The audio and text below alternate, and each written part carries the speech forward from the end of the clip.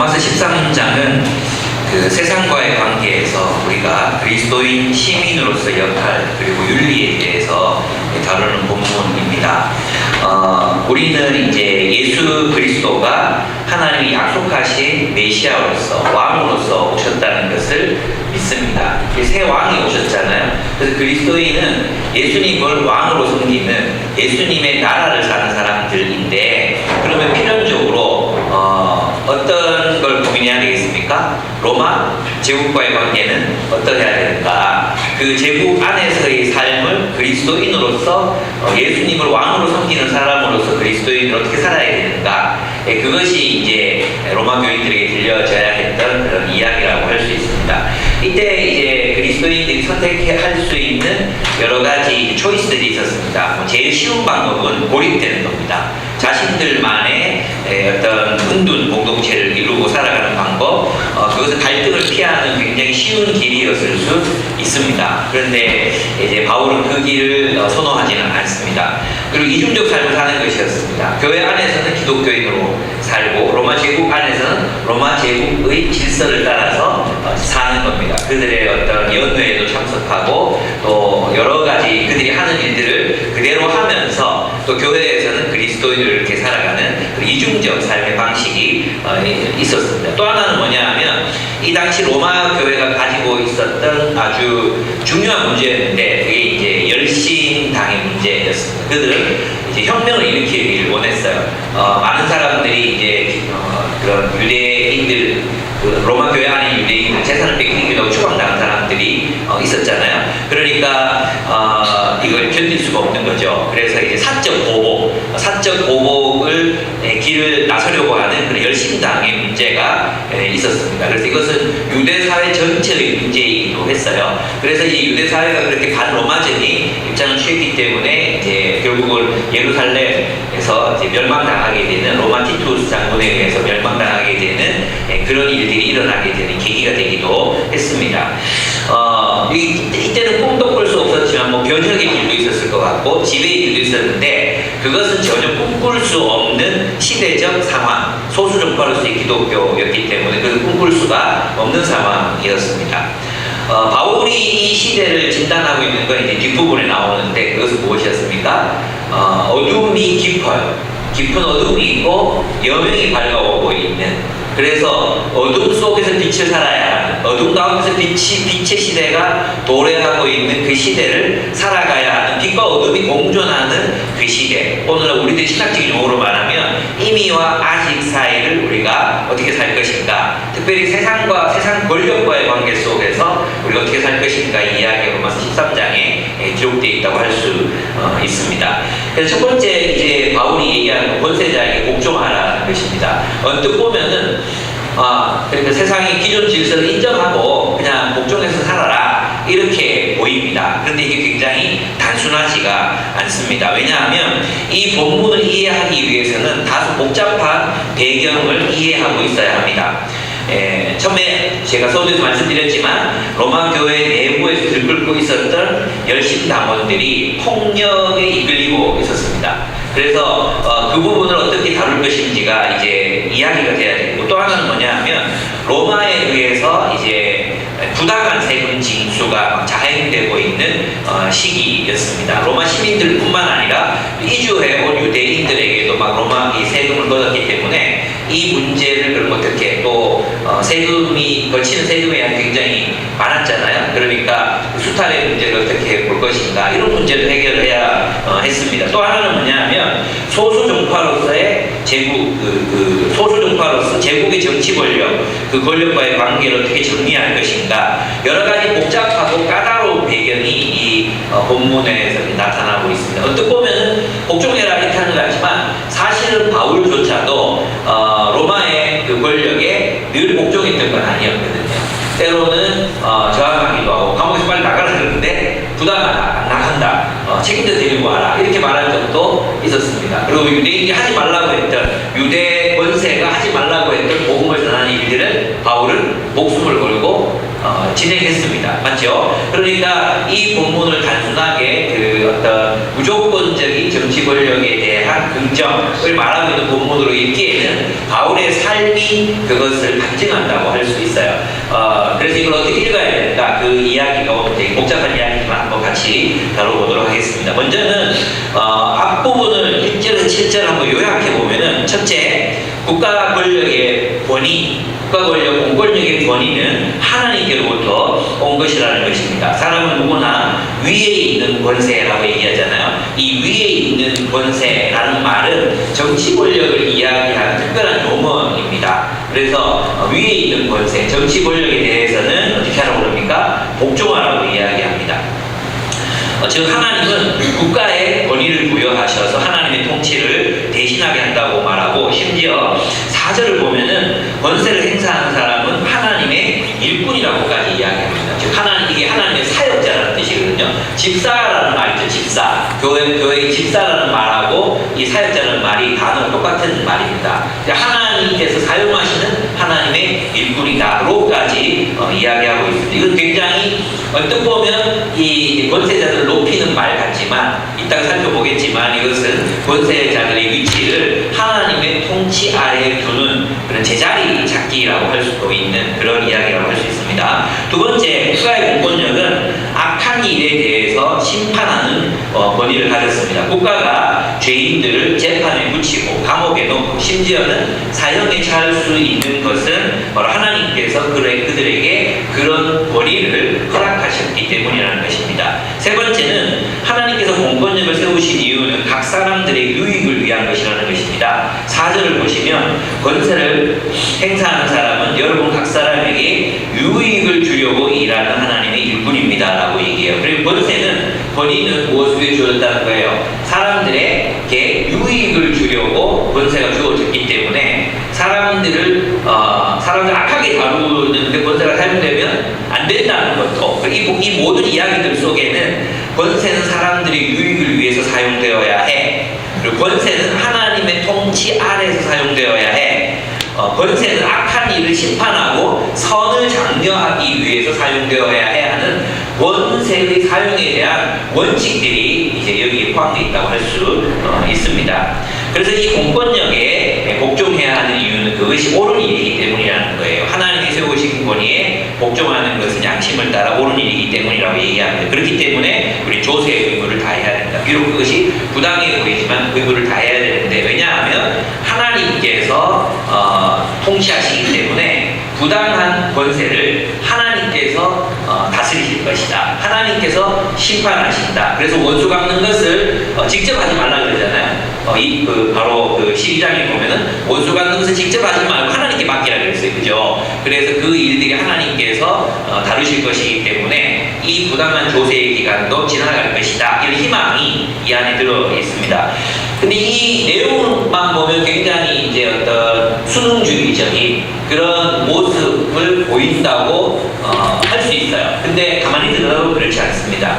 먼저 이 본문이 말하는 바는 권력자들의 권력은 무제한적이지 않다는 거예요. 여러분, 이 시대, 톱나이트에 의하면 이 시대를 바라보면 황제의 권력은 무소불위의 권력이었어요.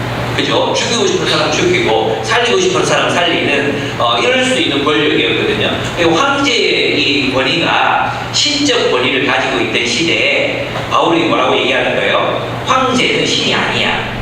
황제는 절대 권력을 가진 것처럼 보이지만 그 황제의 권위, 그리고 황제의 권위가 배분되어 있는 그 로마 제국의 권력 체제는 결국 하나님이 다스리시는 하나님의 통치 아래에 있는 그런 하나님의 통치를 받아야만 하는 그런 권세라는 것을 한정지어서 이야기하고 있습니다. 그래서 정부의 권력은 결코 무제한적이 될 수 없다. 그 권세를 무제한적으로 활용하면 안 된다. 누가 심판하시느냐? 하나님이 심판하신다. 이렇게 얘기하고 있습니다. 그래서 하나님이 세우신 제도, 하나님의 통치 영역 안에 있는 것들이기 때문에 국가의 권세가 절대적이지 않다는 것을 인정하는 사람들이 바로 그리스도인이에요. 마치 이것이 권세를 절대적인 것처럼 하는 것처럼 보이지만 아니야. 하나님의 아래에 있는 거야. 하나님이 그들을 통치하시고 다스리시고 제한하셔. 그러니까 권세를 아까 봤지만 권세라는 것은, 정치 권력이라는 것은 사람들의 유익을 위해서 활용되어야 되는 것이고, 악한 자를 심판하고 선을 장려하기 위해서 실행되어야 하는 거야. 세금도 그렇게 사용해야 돼라는 암시가 이 본문 안에 들어있다, 이렇게 이야기할 수 있는 거죠. 그래서 이 본문은 오늘 우리 시대의 정치 제도를 향한 어떤 정치제도를 향해 우리가 어떠한 태도를 취해야 되는가가 여기에 나타나고 있다고 할 수 있습니다. 그러면 오늘날 우리가 이제 반가고 있는 경우, 이걸 로마 시대 1세기 관점으로 계속 읽으니까 이렇게 보이잖아요. 근데 이제 계몽주의 시대를 지나가지고 세상이 민주화 되면서 또 다른 권세가 저는 탄생했다고 믿어요. 그게 뭐예요? 시민권이에요. 시민권. 이 시민의 권세도 이제 권세에 들어가는 거예요. 여러분 1세기는 시민의 권세라는 것을 상상할 수 없는 시대였잖아요. 기껏 해봤자 공화정에 들어가는 사람들이 이제 뭐 얘기했지만 황제가 띡하면 소리 한번 지르면 그냥 잠잠해지는, 그걸 견디지 못해서 혁명이 일어나기도 하고 막 그랬잖아요. 그랬는데 오늘 우리 시대에는 뭐가 더 중요합니까? 시민의 권세가 중요하다는 거죠. 그것은 뭐냐 하면 이 하나님이 세우신 국가 권력, 국가 정치 체제, 이 체제가 하나님이 세우신 것이기 때문에 하나님의 뜻대로 이 권세가 사용되지 않을 때에는 우리는 시민의 권세를 가지고 이 권세들을 변화시켜 나갈 수 있어야 한다는 것이 여기에 이 본문이 우리에게 가르치고 있는 함의라고 할 수 있습니다. 그래서 우리는 시민운동을 중요하게 생각해야 되고, 우리 투표권을 중요하게 생각해야 되고, 때로는 참여할 수 있다면 우리 지역사회나 이런 것에서 이제 정말 부당한 일, 악한 자들이 옹호받고 악한 자들의 세력이 커지고 선한 사람들이 억압받는, 만약에 그러한 사태가 있다면 그런 것들을 개선하려는 어떤 시민권을 우리가 사용해야 될 책임이 우리들에게 있다는 것이죠. 그것이 이 세계가, 그러니까 바울이 말하는 건 뭐냐 하면 로마가 지배하는 제국의 질서라 할지라도 하나님의 통치를 갖고 있다는 거잖아요. 그렇다면 이 시대는 참여할 수 없었다면 오늘 우리 시대는 시민권을 가지고 우리 시대의 정치에 참여하는 것, 그것이 어쩌면 우리 그리스도인의 의무다. 왜냐하면 하나님의 세계이기 때문에 하나님의 뜻을 아는 우리가 하나님의 정치에 참여하는 것. 그래서 우리 교회에 이런 김승구 대표님이나 우리 박성원 형제님 같은 이런 분들이 계시는 것이 저는 참 감사하고 또 감사한 것 같아요. 예. 그래서 힘을 실어주고 이 일들이 성공할 수 있도록 도와주고 이런 일들을 해야 된다고 생각하고, 여러분에게 이제 관심이 있으신 분들은 동장이라도 해라. 동장이라도 맡아라. 저희 이제 사모님들 중에 동장하시는 분들이 한 두어 분 제가 알고 있는 분들이 계시거든요. 이분들이 너무 좋대요. 동장은 아무 집이나 갈 수 있대요. 동장은 아무 집이나 나가서 그 집 상황을 알아보고 심지어 독거 노인이 어디 있는지 또 잘 살고 계시는지가 확인할 수 있대요. 그래서 그분들을 돕는데 교회가 힘을 보탤 수도 있고 또 공권력을 가지고 도울 수도 있는, 다른 사람들이 하는 것보다 훨씬 더 나은 일들을 할 수 있잖아요. 그래서 그것이 제가 볼 때는 우리 이웃을 사랑하는 어떤 한 중요한 방법이 될 수 있겠다 이런 생각을 합니다. 동장 인사를 하는 사람도 있잖아요. 전남, 윤미 서로 하라고 그러고 있는데, 이런 분들이 동장을 하면 지금 교육이 너무 많기 때문에 나중에 나이가 좀 들고 그랬을 때 동장도 괜찮겠다 생각이 듭니다. 동장하다가 잘하면 시급여도 할 수 있고, 어쨌든 뭐 그런 어떤, 우리 칼빈은 굉장히 정치적인 사람이었잖아요. 교회도 굉장히 사랑했지만 정치에서도 하나님의 공에 실현되는 걸 굉장히 원했던 사람인데, 이것을 우리가 좀 기억할 필요가 있다. 또 이제 두 번째는 뭐냐 하면, 이 본문을 이해하는 굉장히 중요한 부분이 뭐냐 하면 사적 보복을 금지하는 거예요. 그러니까 2장 19절부터 이 본문을 쭉 읽어야 되는데 2장 19절을 한번 보시겠습니다. 사랑하는 여러분, 여러분은 스스로 원수를 갚지 말고 그 일을 하나님의 진노하심에 맡기십시오. 성경에도 이렇게 기록하기를 원수 갚는 것은 내가 할 것이 내가 갚겠다고 주님 말씀하셨습니다. 이렇게 돼 있죠. 그러면 이 말이 뭘까요? 그냥 불이익을 당하면 가만히 있어라 이런 뜻이 아니에요. 13장과 연결해서 읽어보면 너희가 만약에 사적 보복을 감행하잖아. 그럼 로마 제국이 너희를 어떻게 하겠어? 싸그리 뭉개버릴 거야. 이런 뜻이에요. 권력을 가진 그 로마 제국을 두려워하라는 거예요. 예, 그래서 사적 보복을 감행한다고 살인을 저지르거나 열심당원들 또는 진로들 했던 암살에 가담하거나 또 이렇게 됐을 때 어떤 일이 일어나는 겁니까? 보복이 일어난다는 거죠. 권력에 대한 보복이 일어나잖아요. 그러니까 원수가 하나님께 있다. 그런데 이 공권력이 너의 그 원수 받는 일을 위해서 어떤 하나님께 거기 힘을 실어서 법을 통해서 실행하실 것이다. 이 내용도 포함되어 있는 거예요. 그러니까 하나님께 맡긴다는 것은 단순히 그냥 하나님 알아서 저 새끼 저 교통사고 나서 뒤지게 이렇게 기도한다고 하나님 그렇게 그 기도 들어주시는 게 아니라 교통사고 낸 사람도 뭡니까? 그렇게 되는 게 아니라 하나님께서 세상에 세우신 제도를 통해서 통치하실 것이다. 이 말은 뭐냐면 정의가 없어 보이는 로마 제국이었잖아요. 그럼에도 불구하고 그 로마 제국이 또 잘한 일들이 또 있거든요. 무슨 말인지 아시겠죠? 그 제도 안에는 불의만 가득한 것이 아니라 우리 그리스도인이나 또 세상을 살다 보면은 다 썩었어. 아무것도 선한 것이 없어. 이런 생각에 빠지기가 쉽거든요. 그런데 하나님께서 이 사회 구조를 우리가 살아가고 있는 이 제도를 붙들고 계시다는 믿음, 이게 바로 바울의 믿음이었던 거예요. 이게 바로 기독교인의 믿음이었다는 거죠. 하나님은 세상이 인간의 타락으로 이렇게 타락하게 되었지만, 인간이 하나님 버림으로 타락하게 되었지만, 타락한 세상 속에서 여전히 하나님은 사회 제도를 통해, 정치 권력을 통해 이것을 붙잡고 계시고 정의를 실현하신다. 이것이 바울이 가졌던 믿음이라고 할 수 있습니다. 그렇습니다. 그래서 하나님이 불의한 세상이지만 여전히 정의를 무너지지 않는다. 그러니까 우리가 사적 보복의 길을 나서는 이유가 뭡니까? 세상이 정의를 실현시켜주지 않는다는 믿음 때문이잖아요. 그런데 우리가 하나님이 세상에 이 권세를 가지고 계시다고 믿으면 하나님이 이루실 것이다. 하나님이 세상의 권력을 통해서 반드시 정의를 실현하실 것이다. 이 믿음을 가지고 우리가 정의를 위해서 살아가고 또 원수 갚지 않는, 직접 원수를 갚지 않는 비폭력적 정의, 그것을 우리가 실현할 수 있는 길, 그것을 희망하고 살아갈 수 있다는 뜻이 됩니다.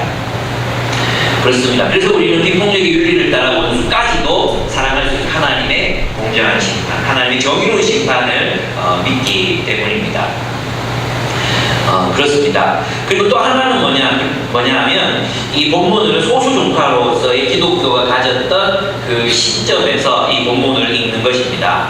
그래서 소수종파로서 기독교가 가졌던 한계를 배경으로 생각해보면 바울의 이 어떤 정치 권력이한테는 굉장히 현실적이었다는 것을 알 수 있습니다.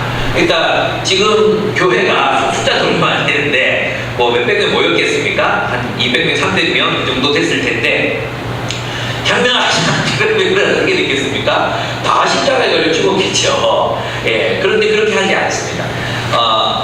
바울은 굉장히 자유롭게 하나님을 섬깁니다. 온 세상을 다스리는 분이 하나님이시기 때문에 로마의 권세를 인정하면서도 하나님의 뜻을 실현할 수 있다고 믿었어요. 즉 그리스도인으로 살아갈 수 있는 자유가 있다. 그게 바로 뒤에 나온 사랑의 윤리거든요. 우리는 누가 다스리더라도 하나님의 통치를 따라 사랑으로 살아갈 수 있는 자유가 있다.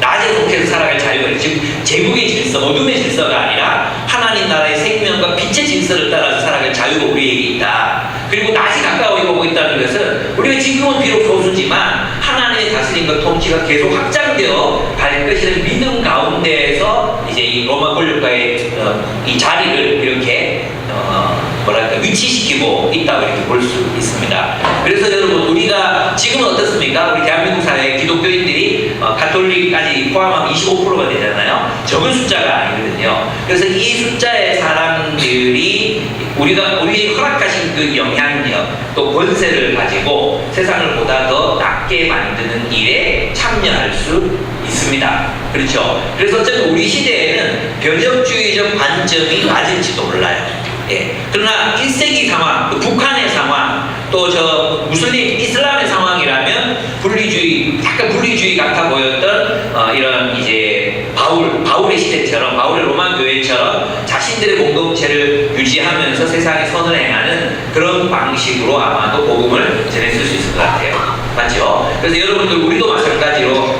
이건 시대에 따라서 달라질 수 있는 그런 저항의 모습이라고 할 수 있습니다. 그 다음에 또 하나는 이제 이건 두 가지인데, 그런데 또 중요한 건 뭐냐면 우리 각자도 다 여기서는 이제 위에 있는 권세가 정치 권력이 분명하긴 하지만 모든 권세라고 얘기했잖아요. 권세들 복수형을 썼거든요. 그러니까 우리도 어딘가에서 권세자들로 살고 있어요. 그죠? 첫 번째, 여러분의 가정. 여러분 가정에서 여러분 왕과 여왕이잖아요. 그죠? 물론 아닌가 알아요. 실제로는 아내가 왕이고, 그죠? 자식이 왕자고, 개가 있고, 그 다음에 우리가 있다는 것을 우리 남성들은 잘 알고 있습니다. 우리는 개보다 못한 그런 인치를 살아가는 사람들이 많다는 것을 알고 있습니다. 안 그런 사람을 보고 우리는 뭐라고, 시경제 같은 사람을 보고 뭐라고 그럽니까? 용감한 사람이다. 용감한 사람이다. 이렇게 이야기를 합니다. 그죠? 그런데 이제 대부분 실제적으로 그렇지 않다는 것을 알지만 우리가 가정에서 갖고 있는 그 권세가 분명히 있고요.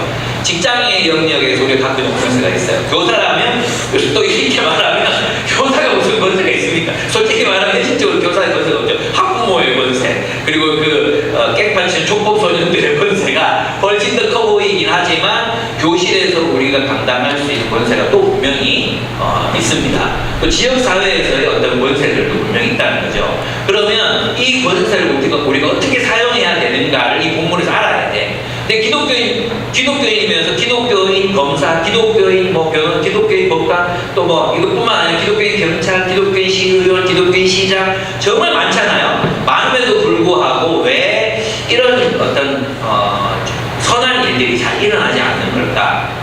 이런 것들이 좀 의구심이 들고 막 그렇단 말이에요. 근데 이것을 권세를, 특별히 종교 지도자들은 자신의 권세를 잘 사용해야 되고, 또 우리들도 마찬가지 시민으로서의 권세를 잘 사용해야 됩니다. 첫째는 뭐냐?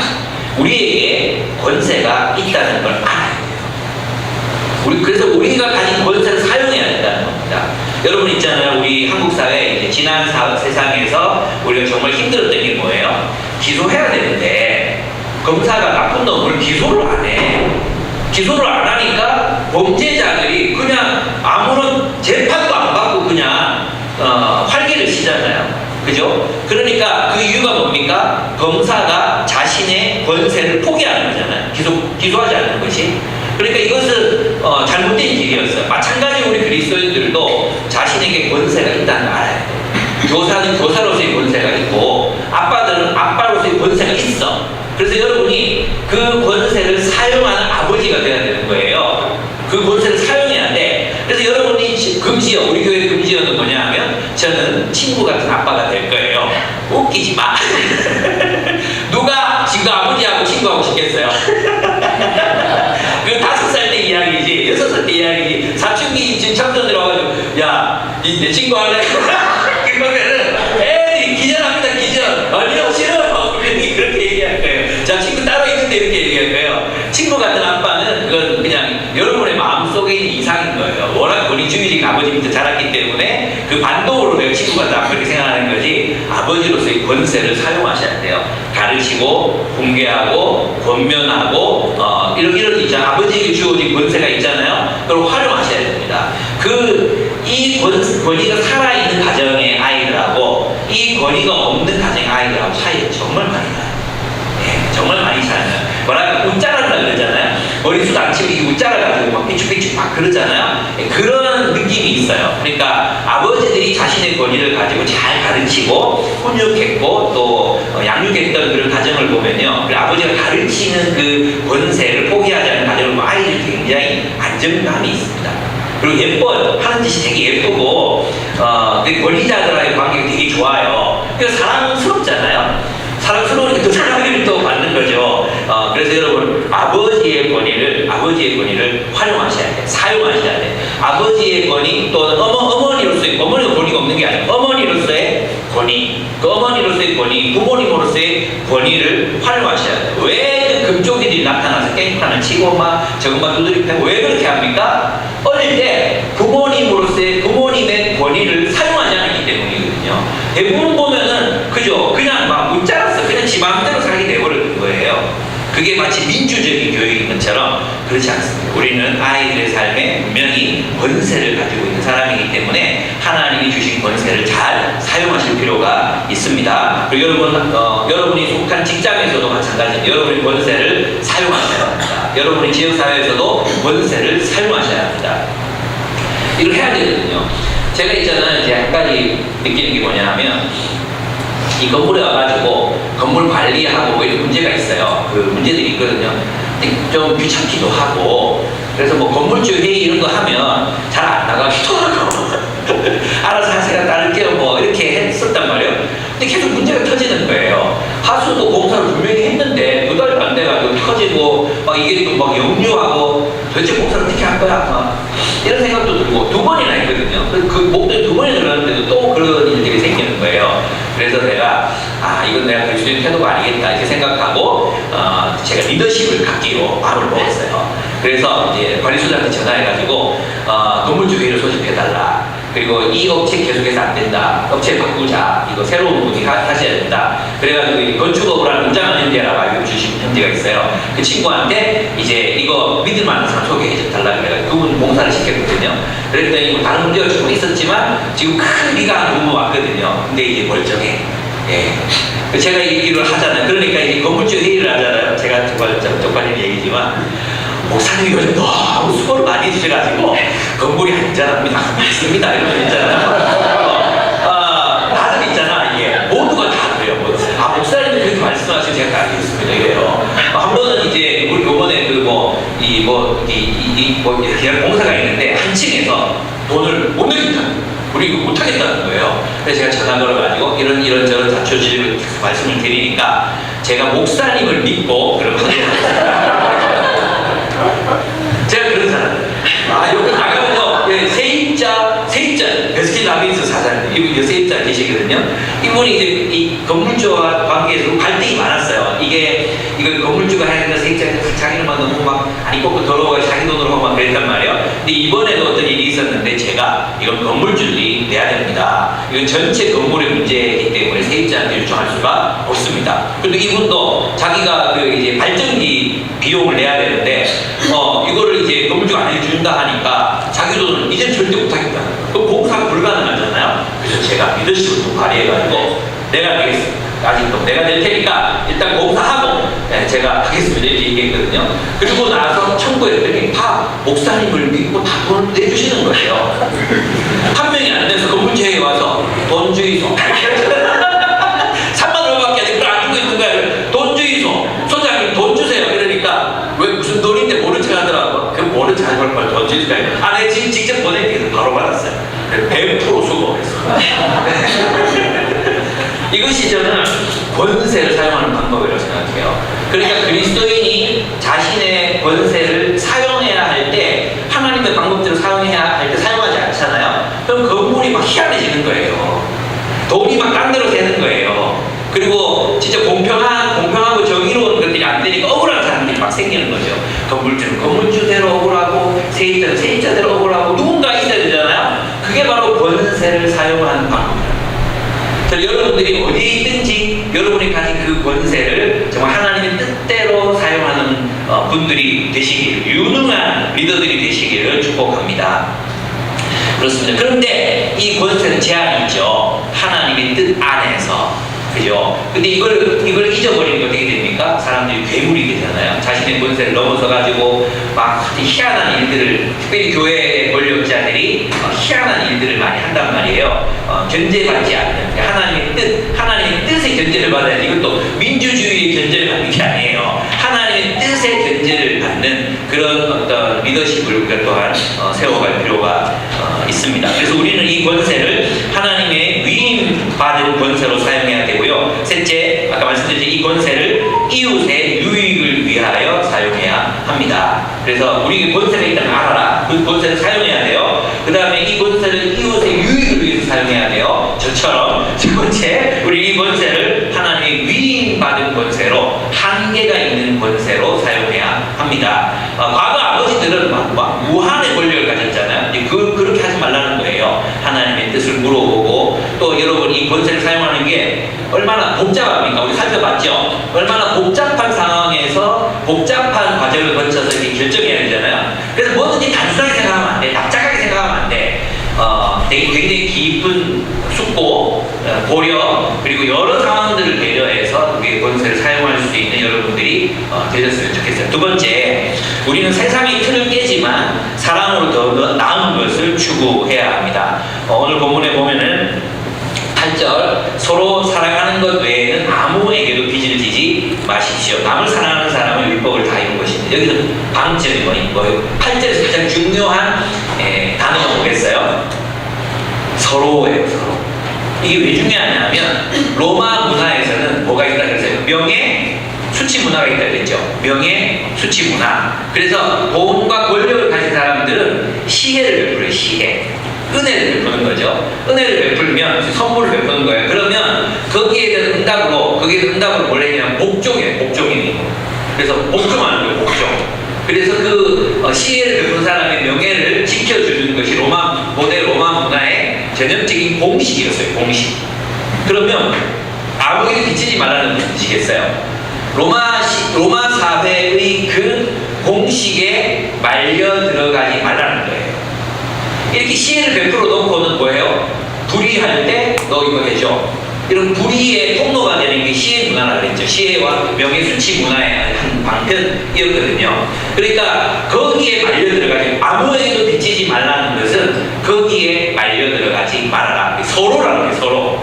윗사람만 우리에게 사랑하는 게 아니라, 윗사람은 베풀어야만 되는 사람이 아니라 사랑도 받아야 되는 사람이다.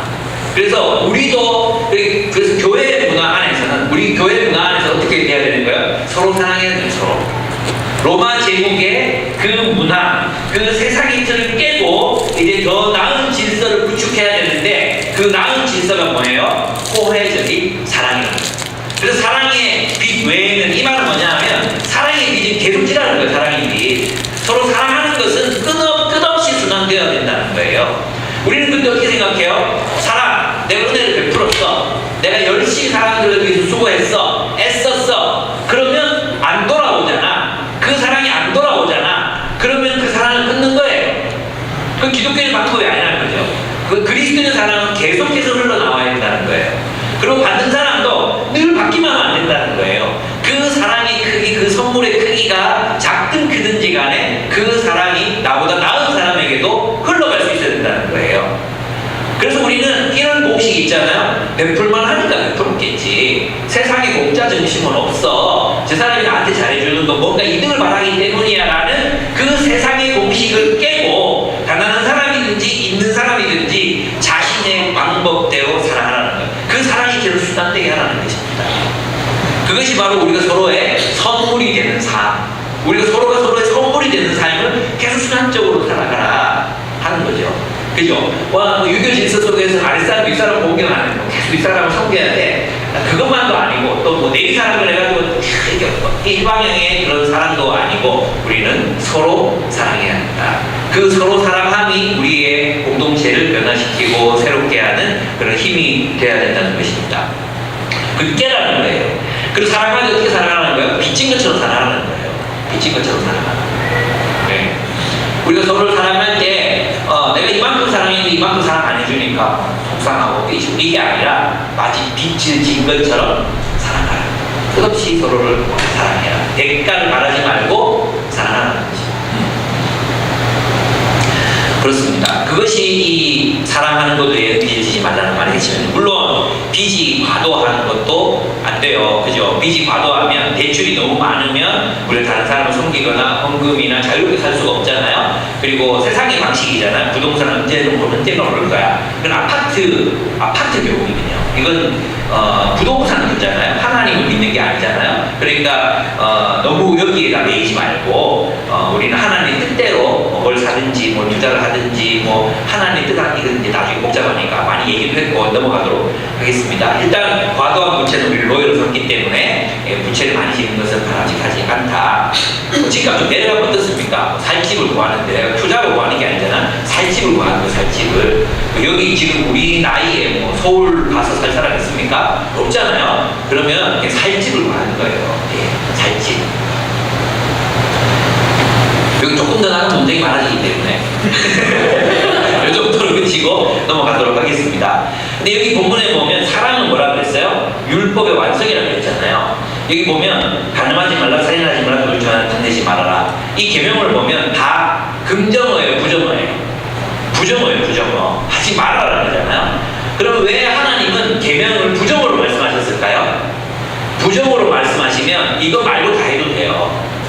뭔지 아시겠죠? 그래서 부정적인 이 계명은 이거 말고 다 해도 된다는 자유를 주는 거예요, 자유. 근데 사랑은 율법을 완성한다는 의미는 뭐냐 하면 사랑은 이 율법의 공간을 창조해야 되는 거예요. 이 하지 말라는 계명 외에는 다 해도 되는데 그 다 해도 되는 것의 방향이 뭐예요? 사랑이어야 한다는 거예요, 사랑. 사랑으로 살아야 한다. 그 사랑은 굉장히 창조적인 일이 되는 거죠. 이렇게 사랑은 율법을 완성한다는 것은 율법을 지키기 이 사람들은 있잖아요. 얼마나 창조적이었냐 하면 유대인들 율법을 어기지 않기 위해서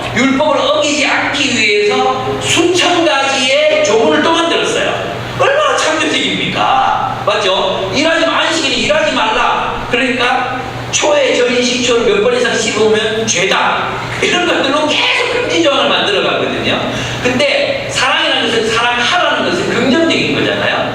그러니까 우리의 창의성을 금지 조건에다 붙이지 말고 뭐에 붙이라는 거예요? 사랑으로 완성해 가라. 금지해서 율법을 완성하려고 하지 말고 이거 안 하고 저거 안 하고 저거 못 하고 그걸로 우리의 이 사랑을 우리 율법을 지키려고 하지 말고 지켜지냐 그게 안 된다는 거예요. 사랑을 통해서 율법을 완성하라는 거죠. 그럼 여기에서 뭐가 필요합니까? 창의성이 필요한 거예요. 창의성. 세심한 배려, 사랑에도 기술이 필요하고요. 사랑에도 창의성이 필요해요. 여러분 이걸 안 하니까 우리 사랑이 얼마나 납작한지 모르겠어요. 그냥 이게 너를 위한 내 사랑이야. 근데 상대방은 이러고 있는데 이게 너를 위한 내 사랑이야 라고 우리는 일방적인 사랑, 그죠? 그래서 요즘 내가 느끼는 게 뭐냐면 사랑이라 이름 붙인 이 행위도 얼마나 이기적이고 일방적이고 자기중심적인지 모르겠어요. 우리는 그냥 그거밖에 몰라. 내가 사랑하는 방식이, 내가 자녀를 사랑하는 방식, 내가 이웃을 사랑하는 방식이 그거밖에 모르고 내가 생각하는 그거 하나 정말 납작하잖아요. 풍성하지를 못해요. 그것만 사랑이라고 생각해. 엄마들은 자녀를 향해서 잔소리만 주구장창하는 게 사랑이라고 생각해. 아빠들은 그저 사랑이라는 게 그저 여행 가고 놀러 가고 맛있는 거 사주는 사랑이라고 생각해. 애들은 뭐 이만큼 올라오는지 몰라. 그런 사람들이 있잖아요. 근데 요번에 제가 그래도 많이 좀 좋아지긴 했지만 요번에 제가 이제 몇 번을 처음 만든 좋은 사람, 오늘 우리 나눔하는 나가죠. 이 책을 읽으면서 진짜 많은 걸 깨달았어요. 이 책은 제가 성경 다음으로 성경처럼 옆에 두고 내가 사랑하는 법을 이 사람한테 배워야 되겠지 생각을 제가 많이 하게 된 그런 책이에요. 여기 보면 이제 충격적인 이야기 나오잖아요. 벽에 똥칠하는 할머니 이야기. 벽에 똥칠하는 할머니 이야기 안 읽어보셨구나. 이 사람들이 필떡 때리라니까 안 읽어. 읽으세요. 네, 여기 보면 벽에 똥칠하는 사람들 할머니 얘기가 나오거든요. 자식들은 미치는 거예요. 화장실만 갔다 오면 벽에 똥칠을 받게 되니까. 그래서 가족들이 참다가 이제 주간보호소에 보내기로 결정을 한 거죠. 그런데 이 벽에 똥칠한다는 얘기를 듣고 아무도 안 받는 거야. 근데 이해주 이분이 이제 하시는 이 센터에서 받기로 결정을 하는 단계가 나오잖아요. 화장실 가는 게 몰래 지켜봤는데 이분이 절대 자신의 대변을 남이 못 건드리게 해. 그러니까 뭐냐면 품위 있게 살고 싶은 거예요, 이분은. 그런데 이게 이제 파킨슨이 오니까 손이 떨리기도 하고 그러니까 변이 손에 묻었는데 인식하지 못하고 그냥 벽에 똥이 묻는 거예요. 그걸 보고 이분이 고의로 변을 붙이는 분이 아니라 품위를 지키기 위해서 사는 사람이고 이걸 깨달은 거예요. 관점이 있잖아요. 이 식구들의 관점으로 보면 벽에 똥칠하는 늙은 치매 엄마, 빨리 좀 어떻게 하고 싶은 이런 엄마잖아요. 막 이렇게 눈에 맡겨버리고 싶어. 근데 이해주 원장님의 시각으로 보면 품위 있는 할머니, 자신의 마지막 품위를 지키기 위해서 최선을 다하는 달라지잖아요. 근데 이걸 보고 있잖아요. 진짜 이 책을 몇 번 오른지 나는 왜 이렇게 내 사랑이라는 게 왜 이렇게 단편적이고 편견에 가득 차 있고 일방적인가? 너무 참 마음이 너무 아프더라고요. 그래서 제가 이 책을 보면서 내가 사랑의 깊이와 넓이를 대해야 되겠다. 그래서 성경에 그리스도의 사랑의 깊이와 넓이와 그 높이를 깨달아 이런 말이 나오잖아요. 주님의 사랑이라는 것이 그렇게 품위 편일률적이고 너무 납작하구나. 예, 굶는 시절에 사랑을 배운 사람들은 이거 먹어라 이게 사랑이잖아요. 어제도 말씀드렸죠. 이거 먹어라. 처가에 가면 진짜 배 터지겠는데 우리 이제 장인어른은 김소방 이거 먹게. 아 배불러요. 아 이 사람 무슨 먹게. 먹기 싫은데 안 먹고 싶은데 먹으라고 하거든요. 처음에는 진짜 계속 먹었어요. 진짜 계속 이걸 받는 게 사랑이 계속 먹었는데 나중에 그분들이 뭐라고 얘기했어요. 와 백크다 이렇게 생각했을까? 근데 지금도 마찬가지인데 지금은 노하긴 하거든요. 그런데 이제 내 사랑 그렇지 않을까? 내 사랑도 그렇지 않을까? 이런 생각이 저는 참 많이 들었습니다. 반성합니다. 그렇습니다. 그리고 또 좀 노인들이 이제 뭐 자꾸 사고를 치니까 나중에 집에서 어떤 얘기를 많이 들어요? 아무것도 하지 말고 가만히 계세요. 이런 얘기 많이 듣는 거예요. 근데 그거 죽으라는 소리잖아요. 아무것도 하지 말고 가만히 있는 건 뭐예요? 시체들은 시체적으로 하라는 뜻이잖아요. 이걸 해도 뭐 잘 안 되고 흘리고 뭐 하니까. 근데 이분은 또 생각을 하는 거죠. 어떻게 하면 저분들이 우리의 삶에 기여할 수 있게 만들까? 그 동네 사람들이 이제 냉인가 그걸 막 해다 줬어. 그걸 이제 할머니들에게 치매 할머니들에게 나눠주면서 이거 좀 다듬어 주세요. 네. 이랬더니 그분들이 전문성이 막 나오는 거예요. 전문성이. 그게 또 너무 감사하더라고요. 그러면 할머니들이 만들어준 냉이 너무 맛있어요. 얼굴에 미소가 번지는 거죠. 그러니까 사랑에는 창의성이 필요해요. 예. 사랑에는 깊이 있는 관찰이 필요해요. 예. 사랑에는 사람에 대한 깊은 이해가 필요합니다.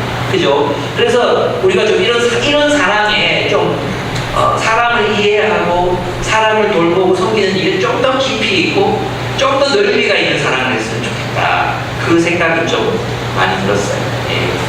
그래서 후회되는 것도 많았어요. 그때 내가 그랬어야 됐는데 이런 게 정말 많은 거예요. 야, 참 나는 그게 사랑이라고 생각했는데 참 어렵구나. 이런 생각이 드는 게 많습니다. 그리고 깨달아도 또 그러겠죠. 그게 또 슬픔이기도 한데 어쨌든 노력을 해보려고 합니다. 주님의 그 사랑의 깊이와 넓이와 높이를 이해하는 사람, 그렇게 살고 싶은 사람이 되고 싶습니다. 공부가 많이 필요합니다. 그래서 아직 안 읽어보신 분들은 진짜 좋은 책이에요. 이분이 유명한 작가는 아니지만 그 인생의 깊이가 왜 알려지지 않아도 진짜 좋은 책들이 있거든요. 예, 광야를 걷는 그리스도 이런 책들처럼 그런 책의 한 부분이니까 이 부분을 자꾸 꼭 읽으셨으면 좋겠습니다. 세 번째, 우리는 세상이 정복당하지 않는 세상을 비추는 빛이어야 합니다. 11절, 여러분은 지금이 어느 때인지 압니다. 잠에서 깨어나야 할 때가 벌써 되었습니다. 라고 얘기하고 있습니다. 태양이 떠오르고 있습니다. 그러니까 일어날 때가 되었다는 것입니다. 그래서 뒷부분에 가보면은 옷을 벗고 입는 이야기를 하잖아요. 12절. 밤이 깊고 낮이 가까이 왔습니다. 그러므로 우리는 어둠의 행실을 벗어버리고 빛의 갑옷을 입읍시다. 이건 어떤 이미지냐 하면 침례의 이미지예요. 침례의 이미지. 여기 딱 언뜻 안 들어오죠. 그게 이제 어디 나오냐면 갈라디아서 3장 27절. 갈라디아서 3장 27절. 누구든지 그리스도와 합하여 침례를 받은 자는 그리스도로 옷 입었느니라 이렇게 돼 있어요. 그러니까 이 침례가 왜 옷 입는 거냐 하면 침례의 뜻은 여러 번 얘기했죠. 침례는 담궈지는 거예요. 담기는 거, 잠기는 것이 침례예요. 그러니까 내가 옛세상의 옷을 벗어버리고 예수 그리스도에게로 잠기게 되니까 그리스도로 옷 입은 사람이 되는 거예요. 무슨 말인지 아시겠죠? 그죠? 침례는 씻는 예가 아니에요. 씻는 예가 아니라 푹 잠기는 거예요. 예수에게로 잠기는 거. into Jesus. 그게 침례거든요. 그러니까 주님께로 푹 잠기니까 예수 그리스도로 옷 입었다. 이런 표현을 쓰는 거예요. 그 다음에 골로새 3장 9절 10절. 옛사람을 벗어버리고 새사람을 입으라고 얘기합니다. 또 옷이 뭐냐? 고대 사회에서 옷은 신분, 소속, 역할을 규정했어요. 그죠? 옷을 함부로 입으면 아무거나 입을 수 없어요. 노예인데 왕처럼 입으면 안 돼요. 그죠? 귀족인데 거지처럼 입어도 안 돼요. 옷의 색깔이라든지 장신구라든지 다 정해져 있었어요. 그래서 어떤 옷을 입는다는 것은 내가 어디에 소속된 존재로서 어떤 역할을 하는 정체성의 문제, 그것을 다 포함하는 게 옷 입음이었거든요. 그래서 예수로 옷 입으라는 것은 이제 더 이상 로마가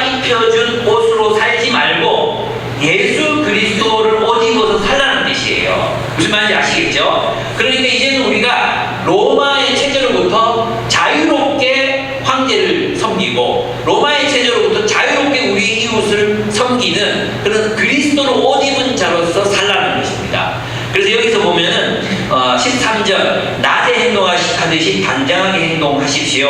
호사한 연회, 술 취한 음행과 방탕, 싸움과 시기에 빠지지 맙시다. 이것은 일반적으로 세상의 어떤 삶의 방식이기도 하잖아요. 이것을 마치 이건 뭐냐 하면 그러니까 기독교인은 윤리적으로 착하게 살아야 돼라고 보이지만 실제로 이 쌍으로 지어진 이 세상의 이 어떤 라이프 스타일은 로마 제국의 모습이었어요. 로마 제국에서 특정 계층들은 연회, 우상 숭배하고 그리고 잔치를 벌이잖아요. 거기서 온갖 방탕이 일어났거든요. 그곳에서 무리 지어가지고 파벌의 싸움을 하는 장소가 바로 그곳이었거든요. 그러니까 이걸 벗어버리라는 것은 비도덕적이고 비윤리적인 삶을 벗어버려라 맞지만 이 본문의 근본적인 의미는 뭐냐 하면 로마 체제에서 살아가는 삶의 방식, 로마 체제로 옷 입은 그 삶이 있잖아요. 로마 체제에 의해서 그 안에서 자신의 신분과 역할과 소속을 결정해서 살아갔던 그 삶의 자리를 벗어버리고 이제는 예수 그리스도에게로 들어가서 예수 그리스도로 옷 입어서 살아라 이런 의미인 거예요. 그러니까 소속을 바꾸고 신분을 바꾸고 정체성과 역할을 바꾸어서 이제는 예수 안에서 살라는 의미가 되는 거예요. 아시겠죠? 더 근본적인 건 그리스도는 착하게 살아야 돼가 아니라 너가 어디에 속해 살아가느냐. 이제 너희는 네가 로마에서 귀족이든지 왕족이든지 중요하지 않아. 네가 로마에서 노예든지 뭐든지 중요하지, 남자든지 여자든지 중요하지 않아. 우리는 그리스도의 새로운 세계에 왔기 때문에, 즉 낮이 오래잖아.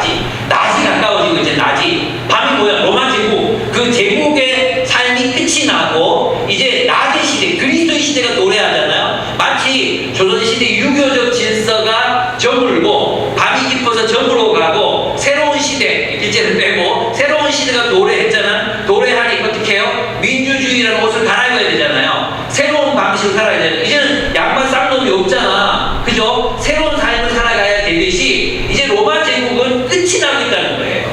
세상은 끝이 나고 있어요. 그러니까 이제는 세상에 의지하여 살지만 세상에 빌붙어 살던 삶을 살지 말고 그곳에서의 지위, 그곳에서의 부 아무것도 아니니까 모든 것을 새롭게 조정해서 낮에 속한 자로 살아가라. 이것이 이제 이 본문에서 말하는 빛의 갑옷을 입어라. 무슨 말입니까? 빛의 갑옷. 갑옷을 왜 입어요? 싸우기 위해서 입는 거잖아요. 어둠을 벗어버리고 제국적인 라이프 스타일을 벗어버리고 빛의 갑옷을 입고 하나님 나라를 위한 전사가 되라. 이런 뜻이에요. 그래서 여러분 우리 모두 전사입니다. 전사. 지저스, 조네스, 차메스, 우리는 전사들입니다. 형제들도 전사들입니다. 진정한 빛의 혁명, 빛의 전사들로서 살아야 한다. 그 빛의 전사로 사는 게 뭡니까? 로마의 질서를 거부하고 사랑으로 사는 것. 서로 사랑함으로 살아가는 삶이라고 얘기하고 있습니다. 그렇습니다. 그러니까 어둠의 행실을 버리고 빛의 갑옷을 입고 육신의 일을 벗고 그리스도로 옷 입으라는 것은 소속의 변화, 정체성의 변화, 신분의 변화를 의미하는 거라고 할 수 있습니다. 그러니까 오늘 그러면 우리는 어떻게 살아야 되느냐? 제가 클로드한테 물어봤습니다. 클로드한테 물어보니까 60대, 40대, 50대, 30대, 40대, 20대 다 이제 벗어버려야 될 게 있는데 우리 30, 40대가 많잖아요. 30, 40대를 버려야 되는 거 이렇게 얘기해요. 이 세대의 페르소나, 그러니까 말했던 음행과 방탕, 술 취함, 연애, 싸움과 시기, 이건 로마 제국을 살아가는 사람들의 페르소나, 제2의 인격이 되어 있는 어떤 본성이 되어 있는 거죠. 그 본성을 이게 벗어버린다는 게 뭔가? 우리 시대 30, 40대에 갖고 있는 페르소나는 뭐냐? 역할과 책임의 옷이래요. 회사에서의 직급, 가정에서의 가장 혹은 주부의 역할, 자녀 교육의 성패로 자기 가치를 평가하는 경향이 짙습니다. 맞습니까? 네, 맞는 것 같습니까? 그래서 내가 내 일에 성공했느냐 성공하지 못했느냐, 또 자녀를 내가 잘 키웠느냐 못 키웠느냐가 우리의 성패를 가늠하는 그런 게 되는 거죠. 그래서 요즘에 왜 자녀들하고 자기를 완전히 동일시하는 부모님이 많잖아요. 그죠? 그래서 자녀들하고 자기를 너무너무 동일시해가지고 학교에 자기 애가 조금이라도 불이익을 당하고 막 전화질을 하고 난리를 치잖아요. 그런 일들이 일어나는 이유가 뭐냐 하면 바로 이 페르소나, 그 자신의 성공을 자식의 성공하고 연결지어서 생각하는 이런 일이 우리도 그럴 수 있거든요. 그거 벗어야 됩니다. 네. 나는 나고 벗어야 됩니다. 그래서 애기와 너무 자기 자신을 동일시하지 마십시오. 부모가 아무리 좋아도요, 애는 안 좋을 수 있습니다. 지금은 나빠도요, 또 달라질 수 있습니다. 지금 모범생이지만 또 나도 어떻게 될지 모릅니다.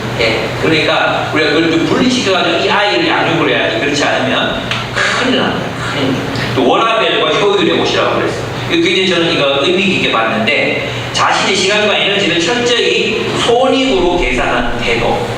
그래서 지나치게 헌신하면 지나치면 헌신과 인내를 요구하는 신앙생활 자체를 부담스러워하는 결과로 이어질 수 있습니다. 나는 이거 보고 야가 이걸 어떻게 알지? 이런 생각이 들었어요. 그래서 너무 나한테 많은 걸 요구하는 거 아니야?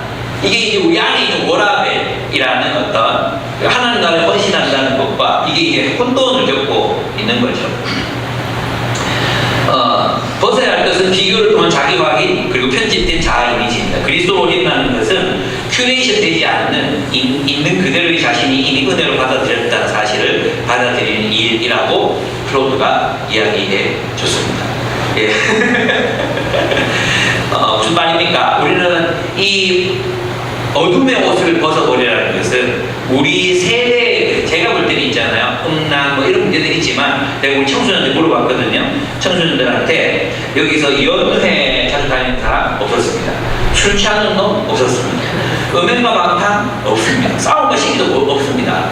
이게 큰 문제가 되지 않습니다. 애들이 커도 그럴 것 같아요. 지금 우리 애들은 봐도 그럴 것 같아요. 근데 우리 시대도 마찬가지입니다. 근데 우리 시대, 우리가 벗어버리지 못한 어둠의 이유 뭔가, 우리 시대가 우리를 향해 그리스도로 옷 입지 못하게 만들고 빛의 갑옷을 입지 못하게 만드는 그것은 무엇인가? 저는 그게 바로 세대 문화라고 생각합니다. 근데 그 3, 40대가 가지고 있는 세대 문화가 다 옳지 않거든요. 다 옳은 거라고 말할 수 없거든요. 그래서 우리는 우리가 속한 시대 문화를 좀 하나님의 말씀 객관적으로 좀 바라보고, 내가 거기에도 오리엔테이션 돼 있는 건지 하나님 나라에도 오리엔테이션 돼 있는 건지 그걸 알고 벗어버리고 새 옷을 입는 작업이 필요합니다. 새로운 조정이 필요하다는 거예요. 그래서 나의 가치관은 어디에 더 매몰되어 있는가를 여러분이 판단하시고 살아가셨으면 좋겠습니다. 어쨌든 오늘 우리 본문은 우리가 하나님 나라의 백성으로서 예수 그리스도의 통치를 받는 사람으로서 어떻게 살아가야 하는지를 우리에게 말씀해 주었습니다. 이 세상 권세 가운데에서 이 세상 권세를 인정하지만 또한 완전히 인정하지도 않는, 그러면서도 우리의 권세를 가지고 세상을 보다 더 나은 곳, 보다 더 다시 가까워지는 곳으로 우리가 바꿔갈 의미가 우리에게 있다는 것. 그 다음에 우리는 사람으로 창조적인 사람으로 살아가야 한다는 것. 그리고 우리 시대가 입혀준 옷을 벗어버리고 예수 그리스도로 옷 입는 사람이 되어 살아가야 한다는 것을 여러분과 함께 나누었습니다. 이 말씀 가지고 우리 함께 기도했으면 좋겠습니다. 함께 기도하겠습니다. 오늘 말씀 가운데서 나는 나의 권세를 잘 사용하고 있는가, 활용하고 있는가, 우리 자신을 돌아보셨으면 좋겠고, 나의 사랑은 너무 납작하지 않은가, 너무 일방적이지 않은가 돌아보셨으면 좋겠습니다. 그리고 나는 우리 시대의 옷을 완전히 벗어버렸는가, 우리 예수 그리스도로 옷 입었는가, 내 모든 삶의 힘이, 또 양식, 또 라이프 스타일, 휴가를 쓰는 방법, 또 돈을 사용하는 방법, 돈을 모으는 방법, 이 모든 것들은 그리스도로